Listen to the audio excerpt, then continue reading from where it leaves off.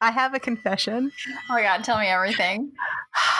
First of all, we had to push this episode because I've had so much construction and music going on around my home that clearly is still going on if you listen very closely. You have your earbuds on. But we literally just had my fire alarm go off. We're prepping for this show because about to press record. Because that is the world that I'm currently living in right now. So prepare for anything to happen in this episode. Anything. Seriously.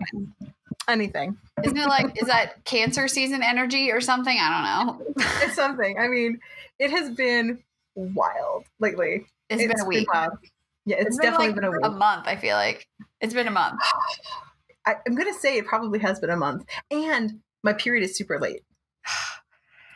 But dude, I'm not pregnant. No, also my period this month. I was like, are you coming yet? Are you coming yet? What the hell is going on with us?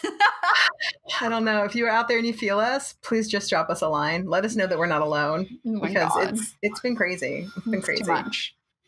Well, also, I do know this. If you're a little bit stressed, that can also delay your period. So are you stressed like at all? I mean, I'm a lot stressed, but I'm usually stressed. So, but I guess maybe I'm at a different level of stress.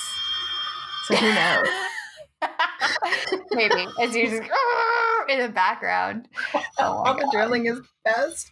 Yeah. I hope you all enjoy the melodic we are drilling. Getting a new roof on this apartment building next week, so it'll be great. Ooh. Fantastic. Ooh, okay. Well, we can continue the excitement of the sounds. Can't wait. Yeah, it's going to be exciting. All right, well, let's get this party started. Hi, I'm Sybil Solon. I'm an esthetician and spa owner. And hi, I'm Alex Ellis. I'm a body nerd and wellness expert, and we are business besties.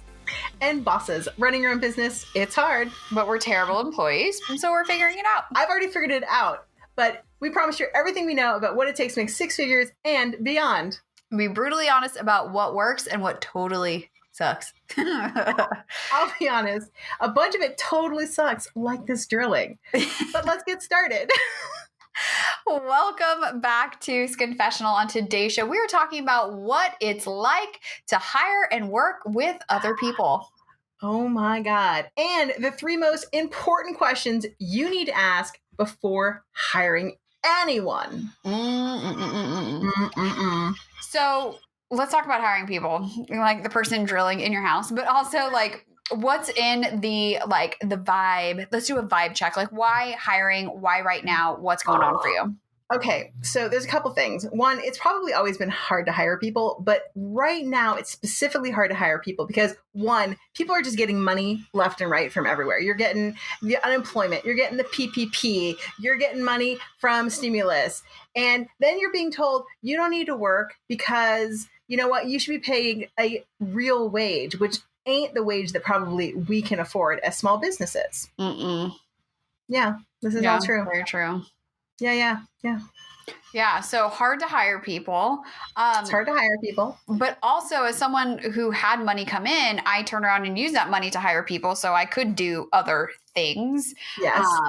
Which now I'm like, I need to actually do something with those things that I got. Right. But, I think hiring people is always a way, and something I learned from you, to make more money because you can't do it yourself, but there are certain tasks that maybe you don't personally have to do that still need to get done.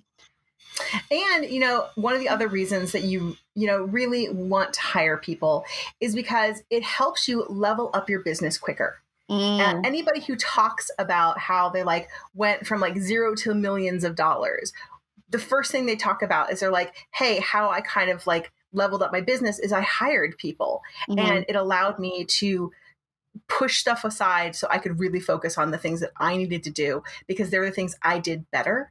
And I hired out the stuff that I just wasn't as good at or was holding me back from doing the creative stuff. One of my favorite authors talks about the fact that he actually started a food delivery service because he hates cooking. And he found that for him, just not even worrying about food was a big issue. and he didn't want to like have crappy food. So he literally hired somebody just to deliver food for him. And he like put it in his budget and was like, I don't care what it is. I will make that much money back. Yeah. Wow. I love that. I mean, we're doing like a food kit delivery service right now, and it's such a mental load off to not have to think about one more thing. And I think that's the most important thing is as business owners, also as primarily women, we spend so much of our day thinking of things that aren't just our business. You know, there's decision fatigue from your business alone, but then there's, okay, what are we going to have for dinner? And does, you know, the dog, is she going to get a ride to her vet appointment? I can't do it, you know, just like all of these things that we're thinking about. So anything you can do to outsource at least one of those decisions is going to save you time and save you mental energy that you can then turn into making more money down the line. And also, you know, when you have those times where you're pushing out, you know, you're outsourcing that work, think about the times that you are trying to dig deep into a project, right? You're sitting around, you're trying to dig deep into a project, you're trying to spend creative energy on something, and you get pulled away from something else because you had to answer a question or suddenly you had to do something, and you lose that inspiration or you lose that mental capacity for what you were doing. And it's not even like decision fatigue, but like you lose the flow. The muse goes. Yeah. And the reason why is because, you know, you had to change focus. You had to switch gears. And sometimes you can't get back into it as easily. It takes time. Time is valuable. And you have to sometimes decide what your time is worth. Yep. Because time is the only thing that you cannot buy more of. No, you cannot buy more of it. And so when you're deciding to hire people, you do sometimes have to decide, is this person worth that amount of money? So we were talking just recently about the people that we spend money on and how sometimes we settle because like at least they get the job done. Yeah. And it's not the job that we wanted to do or like care to do. Yeah. No. So another reason, like when to hire, you know, we've talked about being spread too thin, or if you have extra money and you want to like spend some money to make more money. For me, the person and people I hire are to keep me accountable for the things that need to happen. I know myself. I know that I'm really good with external accountability. And if there's a deadline or someone in my inbox waiting for my response, like I will like kill myself to get them an answer in a way that I don't do just for myself, you know? So there are certain things in my week that are time dependent and have to happen at a certain day at a certain time. And so that is what the hired person helps me with, is just keeping me on top of the ball. And like you said too, sometimes like it's okay. I don't really trust that they can do 100% of the job. And we'll talk about some of those reasons in a moment. But it's good enough. It's good enough. And that's sometimes, especially the perfectionist in us is like, but I need that perfect person. They have to be the ideal. They have to do everything perfectly because it has to be the way I would do it. Yeah. Right. No, it's not always going to be like that. Yeah. That's a perfect world and we don't live in it. No. Now, another thing too we talked about before we started was like cheap labor and how cheap labor doesn't really exist. I thought cheap labor did, so I tried to hire someone at like $15 an hour for a job, and then they were billing me. Alex? Yeah, they were billing me for like 3 to 4 hours for something that really should have taken 1 hour. So then I just ended up hiring the person who charged a little bit more but did the job in like how long I know it actually takes, which I'm much more happy about. So and did a good job. Yeah, don't cut corners. Right. Yeah. So sometimes you're just like, well, this is the cost that it takes. So just like we talk about the cost of doing business, sometimes the cost of doing business is the cost that it takes to do the job. And that's just how it is. Now, I have found that sometimes, you know, like I'll be like, oh, well, this person's more expensive, so they must be better. That's not always the case. No, they might think they're better, but they ain't. No. And no. But so let's go ahead and talk about what it's like to hire the people, because let's get into the brass tacks of this, because this is hard. It will make you cry, and you're not alone. Yeah. And also, this is the same whether you are hiring someone for a one-off job on a site like Fiverr, if you are hiring someone for a longer term contract on like Upwork, if you're going into a Facebook group to find someone, or even if you're like hiring an agency to help you answer your phones or to, virtual assistant type of work. The hiring process remains the same. And the closer you stick to something like this, honestly, the easier your life is going to be. Yeah. Yeah. Yeah, absolutely. And don't deviate, because what will happen is poor decisions will be made. Yeah. You'll be paying for 4 hours of work when it really should take a half hour. Yes. So yes. The first thing, I'm just like shuddering from that. I know. The first thing you actually want to do, and I think we have some different opinions on this, is I think the first thing you need is like the documentation of what you actually want someone to do. And the reason for this is because at some point you are going to have to walk them through step by step how to do the task you want them to do. So you can either just get it done once and write it down, or spend your precious time like on Zoom or whatever, walking somebody through it. So like backing up a little bit too, I also hire people not as like, oh, I want a virtual assistant to help me with all things, but I need somebody who can help me with this one specific thing. And the reason for that is because, number one, it's much easier to write the documentation for that one job. But also, when you have somebody who's doing like 18 different things in your business, especially as a small business owner, you're not going to replicate yourself. That's never going to happen. And when they leave, it will be more catastrophic than if the one person who does the one thing then decides to go. Right? Yes. And because you've already written out that documentation, you're like, cool, no problem. Here's the next person. Here's what I need you to do. Can you do it? Away we go. Absolutely. And I actually have to agree with you on that. And, it's hard, I know, for us SDs, because we kind of don't like to plan. We don't like to have these like practices in place. But I do, before I hire somebody, I do at least have a list of the things that I want them to do. Like, I'm like, these are the goals that I have that I need you to learn how to do. For me, I need these things done. Now, Alex will dive deeper, which I'm always impressed about. Like because she's got her, SOPs, her, what does that stand for? Standards of practice? Yeah, something like that, or standard operating procedure, I think. Something like that. She's got these down. And when I watched her hire somebody once, I was like, damn, girl, look at this. Look at this little document with all the stuff in it. Me, I'm just like, what do you need from me? And they're like, I need some stuff. And you're like, cool. Well, I also tell me. I have worked with other people too. And when there is, it's not even a miscommunication. If I don't know what you want, I can't deliver. And so I think for me, that's part of it too. And then also it helps me as the business owner, the person hiring them. There's not a lot of gray area. Are you doing what I asked you to do? Yes or no? And if you have skipped steps, then the answer is no, I'm not going to have you do this job anymore. It's really, really super straightforward. And so that also helps me feel less bad when I eventually have to let someone go, hey, this isn't working, So That's also part of just me covering my soft, gooey center. Right. Which, I mean, and, as somebody who we've all experienced a time where, somebody's been working for us and it doesn't work out. And if you have it out there, good for you. But if you've worked with people, it's not going to work out sometimes. It's just not. No. You're going to be like, they're not jiving with me. I don't understand the words that they're saying because they don't speak the same language. And I don't mean that metaphorically. I mean that like literally we don't speak the same language. I don't understand what they're doing. Or they just speak down to me. I've had that happen where I'm like, are you speaking down to me? Because I'm like your effing boss, right? Like, you can't speak down to me, asshole. And then like, you're out. Bye. Goodbye. Or they lie to you. Yeah, they lie to you. That's my favorite. They lie to you.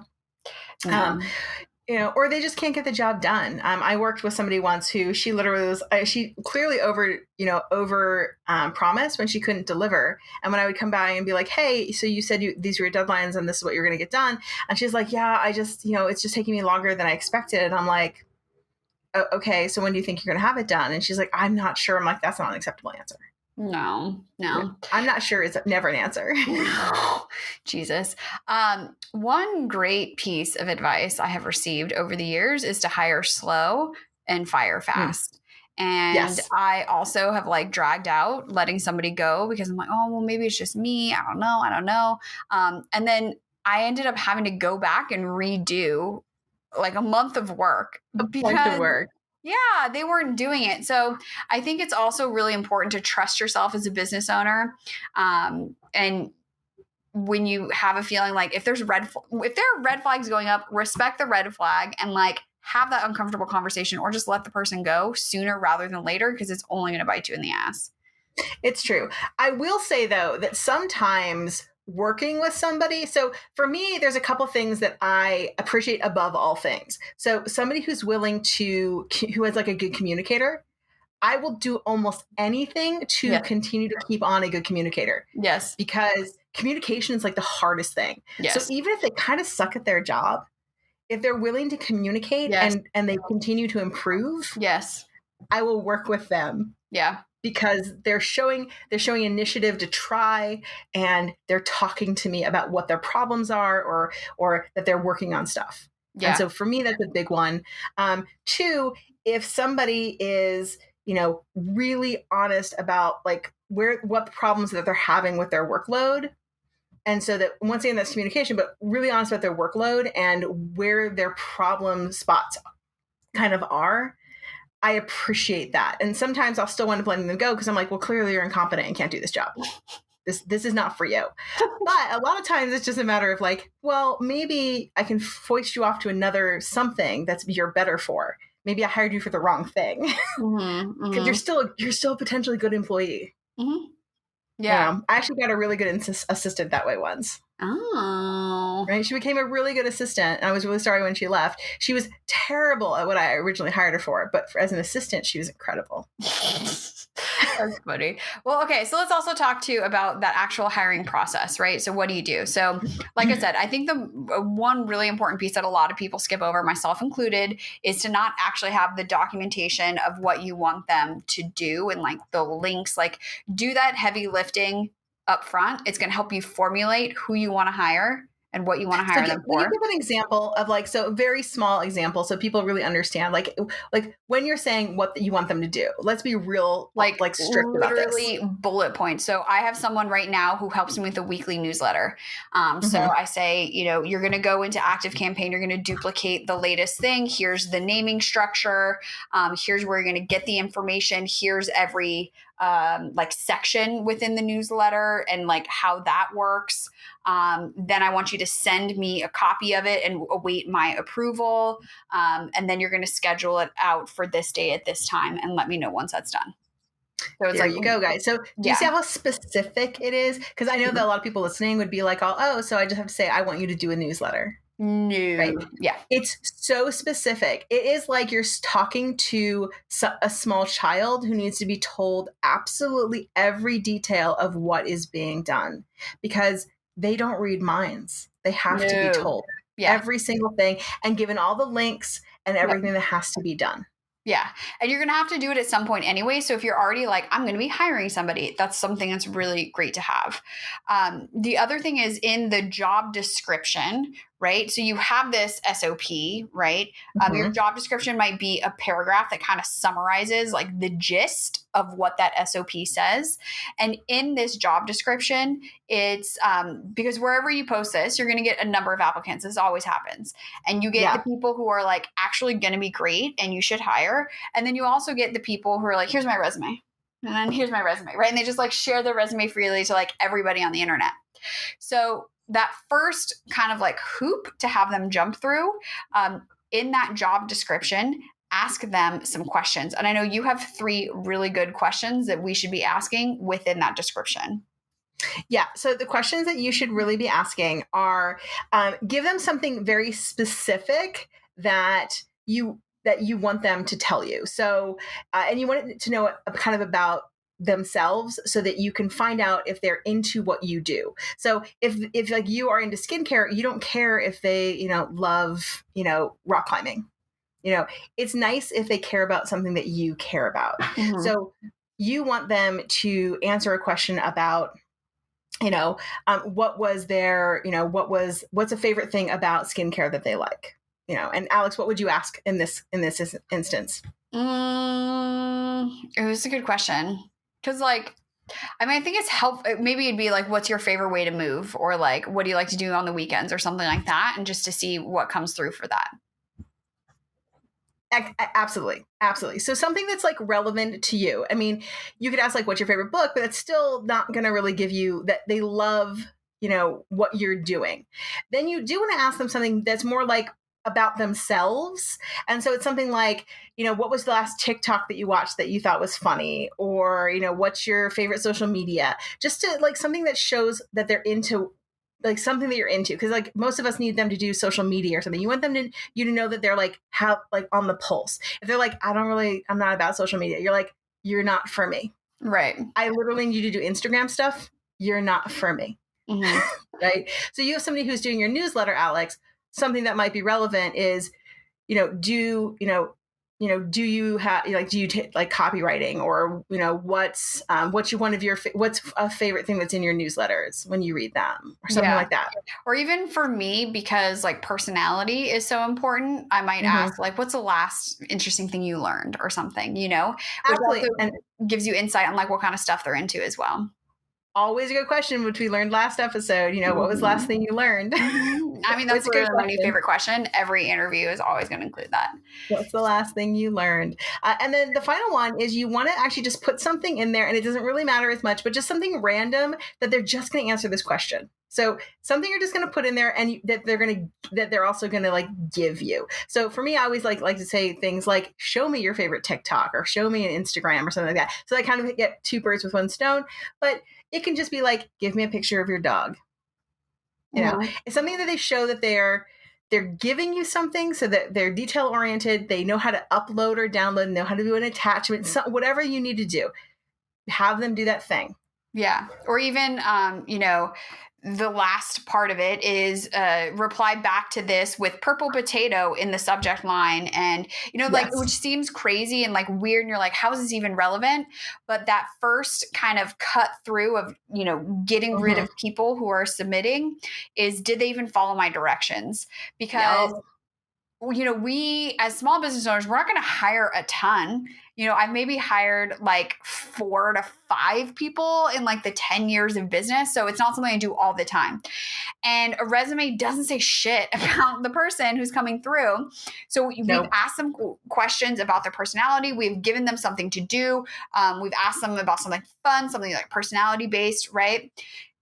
Did they answer it? Yes. Great. They make it to the next level. Did they not answer it? No. I'm not even going to look at it because otherwise it's just way too overwhelming. There's just way too many options. Yeah. Yeah. Because you're probably going to get like easily 30 to 50 responses. Yeah. And of those, like 5 are actually going to do the thing. Yes. Yeah. Another thing I found to be helpful to like narrow down, we're thinking of like skills and what kind of skills this person has. And the person I actually hired for the newsletter, I was looking for their copywriting ability, but I use a very specific software called Mighty Networks to run my membership on. And so that was literally the title, like help with Mighty Networks. And if this person, whoever responded back, if they didn't say anything about Mighty Networks and they didn't have that on their resume, I didn't even bother because I'm like, you don't know, I don't have to teach you how to do this. And I don't want to have to explain that. I want you to just know how to do it because I also want you to have the capacity to suggest something that I've never even thought about. And if you don't know the software, you're not going to. So that may be another way for you to find a more niched person is I want them to do this, very specific type of task. And I want them to use this piece of software. And if they don't have experience with it, I'm not interested. Perfect. That's a great one too, Alex. Guys, remember this. These are the things that matter and will save you time when you start leveling up. And I know that a lot of people are like, I want a VA.